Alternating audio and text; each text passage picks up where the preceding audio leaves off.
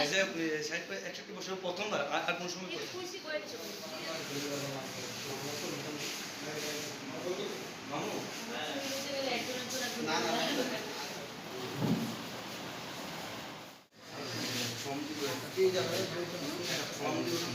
থেকে আমি সমস্ত ক্লাব কর্তাদের এবং সাংবাদিক ভাই বোনদের শুভেচ্ছা এবং অভিনন্দন জ্ঞাপন করছি।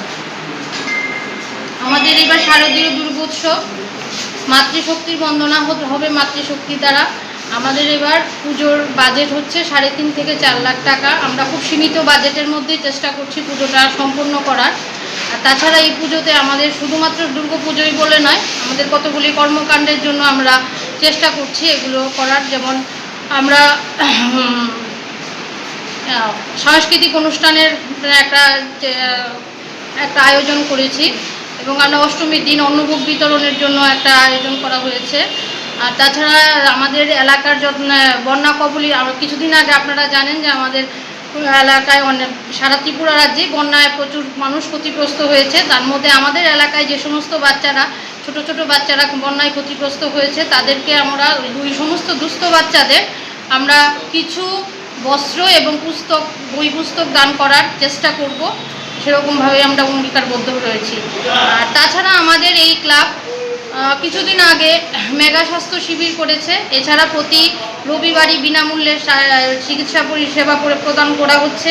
আর বিশ্ব উষ্ণায়নের কথা মাথায় রেখে আমরা চেষ্টা করি প্রতি বছর বৃক্ষরোপণ উৎসব করার জন্য। আর সেটা আন্তর্জাতিক নারী দিবসের দিন আমরা এবার আমাদের এলাকায় বিশিষ্ট নারীদের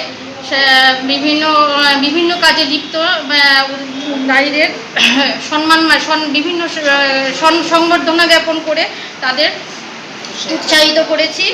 তাছাড়া রয়েছে যুব সমাজরা যেন নেশার কবলে বা কোনো রকম বাজে কোনো ইয়েতে না গিয়ে বিপথে না যায়, তার জন্য আমরা চেষ্টা করি এবং বিভিন্ন কাজে তাদেরকে যেন তাদের মনটাকে ওইদিকে মনোনিবেশ করানো যায়, সেদিকে আমরা এই ক্লাবের তরফ থেকে চেষ্টা করে যাচ্ছি। থিম কি রেখেছেন এবার? আমাদের পুজোর এবার কোনো নির্দিষ্ট কোনো থিম নেই, কাল্পনিক মণ্ডপের উপর এবার পুজোটা হচ্ছে।